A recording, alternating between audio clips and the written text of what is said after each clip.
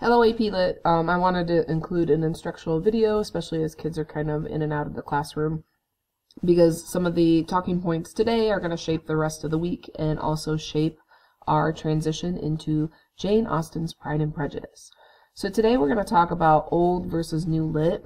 We're going to talk about like institutions and themes that kind of shape humanity and social structures, because Pride and Prejudice, especially old literature and Pride and Prejudice, really challenge that.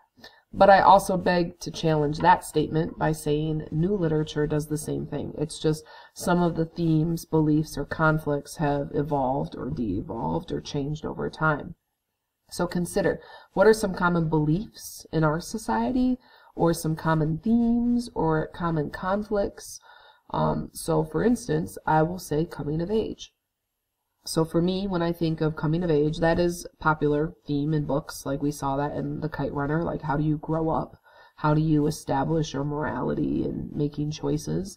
I think when I consider our society, the coming of age expectation for you guys especially is you go to college and you find a good job and you join the workforce and become part of the middle class or upper class.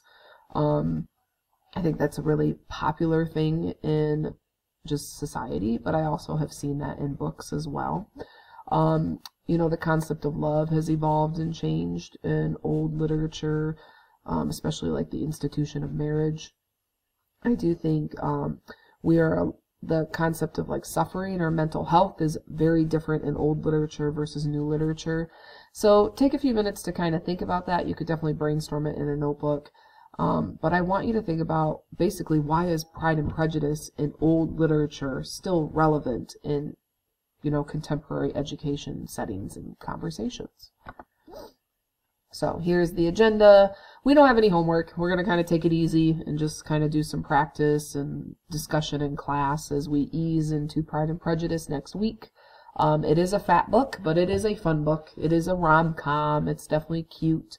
And I think you'll really enjoy it, especially as you get used to the kind of old literature structure.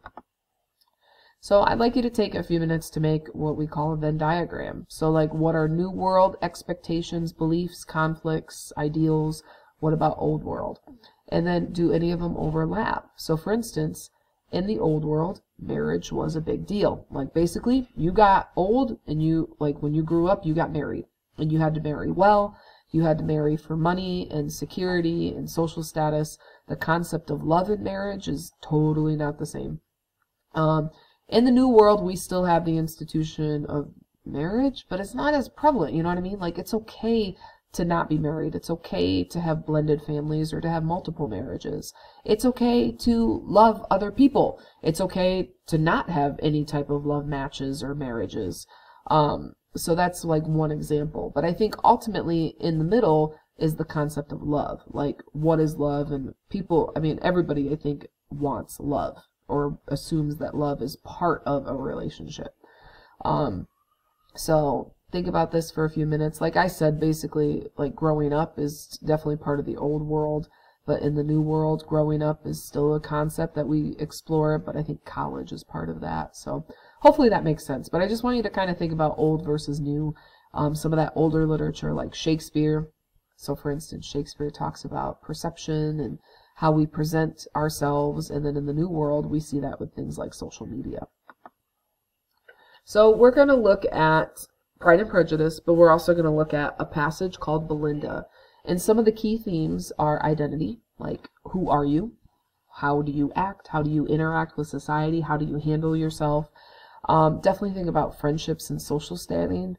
Like, you know, who are your friends? Do they elevate you? Do they give you a good social status? This is all classic popularity, correct?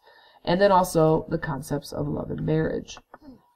So how do you read old literature? You know, old lit has a stigma, and I am definitely more of a contemporary lit person myself, but books like Pride and Prejudice and Jane Eyre, which I have read, they're still really good pieces of literature. You just got to get used to them, kind of like Shakespeare. So when you are reading old literature, definitely pay attention to the characters, because what will happen is you might have to code the characters as you get to know them, because sometimes there'll be a lot of characters in an old literature passage, and they'll use the pronoun she but there's 5 girls and you don't know which girl they're talking about. So sometimes you got to pay attention to that. Think about how the characters are connected. A lot of them are connected because they're family or they're connected by marriage. Also think about what characters are conflicting or butting heads with each other. You know, like Shylock and Antonio, you could see clear conflict, but you could see, you know, more personal connection between Antonio and Bassanio. I'm a big fan of chunking. As I read literature, I tend to do little like brackets, and I tend to write comprehension notes like, okay, these characters are having dinner, nobody's eating, there's conflict. Or a little bit later, I might bracket and say, okay, so they're talking about a possible marriage. Don't read with your eyes. Definitely consider the time period, especially with institutions like marriage or money. Money is super important in this old literature stuff. Like, you had to be rich. Middle class doesn't exist as easily in old literature. And then poverty is horrific in old literature. It's still pretty horrible in our current time period, but it really is exacerbated in old literature where basically people starve. Think about common themes that happen in old lit. You know, I do think money, marriage, identity, and like social decorum, you know, taking your hat off or saying good evening, sir. Like the rules of etiquette are very popular themes in all old literature. Think about the feels and the tones of the characters and what's going on. Are you like, ooh, there's tension? Or, oh, you know, there's this. Or, oh, I feel like there's something going on here. And then ask yourself, why are we still reading it? You know, I do pride myself on what I pick for you guys, and I do pick the old literature that I think is still relevant and interesting. So, let's talk Belinda. So you guys will read the Belinda prompt, and you need to annotate it and critique it and kind of look at it as old literature, as maybe clues to Pride and Prejudice, and just why is it important. And then there's also a student essay that I have from a few years ago that I thought was really well done. So you can kind of see this prompt just as good literature. It is an AP passage. So yeah, I mean, it's important to kind of keep practicing these, but I just like this passage. I think it's a really cool passage. And then, like I said, this is the essay that a student did for it. And they wrote about, you know, Clarence Hervey's character. So let me read the prompt. In the following passage from a female writer, Maria Edgewood's 1801 novel, Belinda, the narrator provides a description of Clarence Hervey. He's one of the suitors of the novel's protagonist, Belinda Portman. Miss Stanhope, Belinda's aunt, hopes to improve her niece's social prospects and therefore has arranged to have Belinda stay with the fashionable Lady Delacour. Read the passage carefully. Then write an essay. You're not writing an essay. You're just planning. Write some annotations in which you analyze Clarence Hervey's complex character as the writer Edgeworth develops it through lit techniques such as tone, point of view, and language. So already, I would code out the characters. So Belinda is the girl. She's the hero or the protagonist. Clarence Hervey is like the key character. He's a suitor, so he's the boy.